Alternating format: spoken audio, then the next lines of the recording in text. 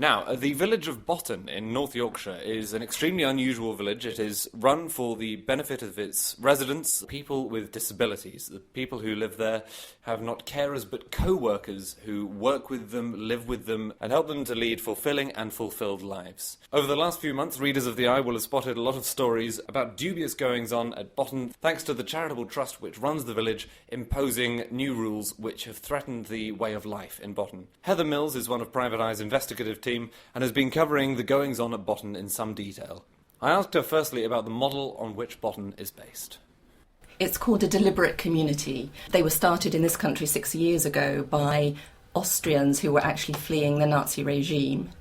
And ever since then, disabled people live alongside, they don't call them carers, far from it, they live alongside their co-workers, and everybody is treated equally. So you contribute to the best of your ability. So everybody works to the best of their ability, everybody shares everything. Disabled people live in the same houses as, quotes, normal people and their families, and they share work, they share entertainment.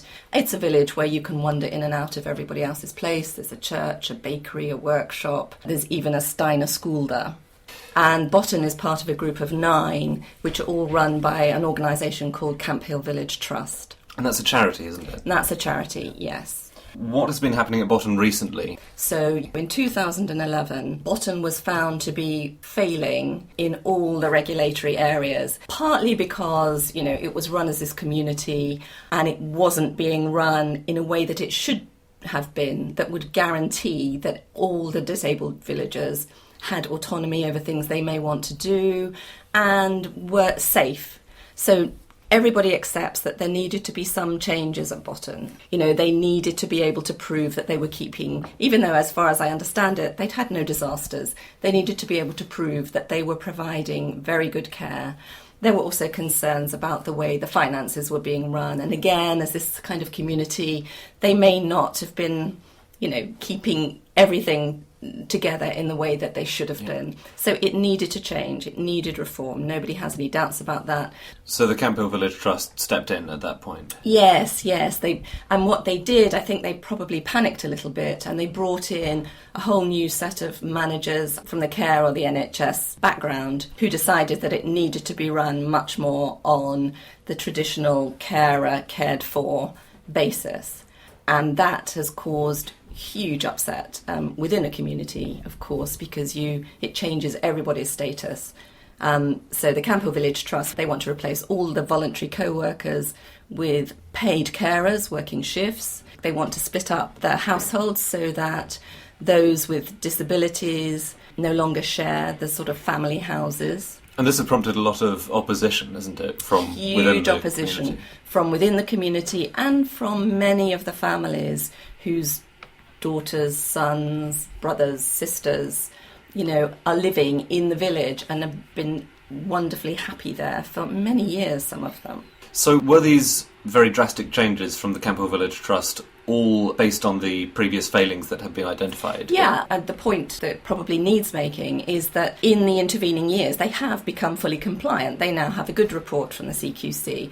The Charity Commission is happy with the finances. So the big question is, why throw the baby out with the bathwater? Why split up this whole idea of shared living and shared working?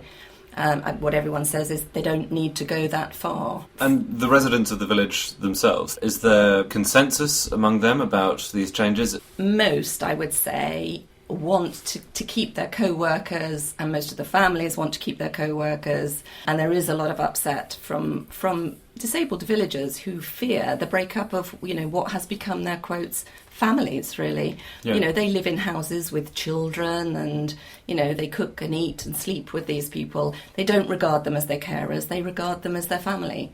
And they are really concerned that they're going to lose that family. And the matter has now come to court? Yeah, it's heading to the court. It's heading to the court on all sorts of levels. There is one action for judicial review brought on behalf of some of the disabled villagers, and they're claiming that their human rights are being breached because they're being denied by the changes their rights to a family life. There's a separate action being brought on behalf of a lot of the co-workers who are refusing to sign up for paid work. They are alleging that the trust is breaching the original principles under which it was set up, which is everybody's equal, you don't get paid to do this work. How does it work for the co-workers in terms of being paid or unpaid? Yeah, they live there and work there in return for food, lodgings. If they have children, their children can attend the school. They get expenses, to an extent. There's a pooled car, that kind of thing. But there's no salary involved. But they don't regard it as work at all. So, right. You could argue that having to be available all through the night for people who might need you in the night, is being on duty and being at work. They're providing 24-hour, round-the-clock care, but they don't see it that way. It sounds as though the alternative would be, apart from anything else, much more expensive.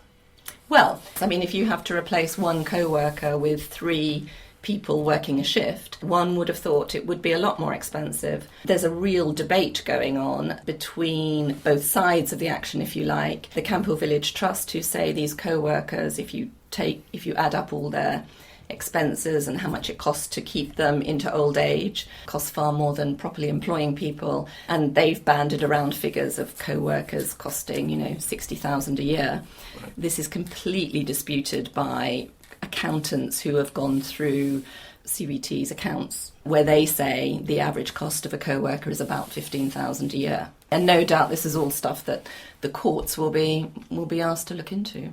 What makes the whole row about Botton interesting is that it's really hard to find good quality care at a reasonable price for learning disabled and physically disabled people. So on one level, if it's not broke, why fix it?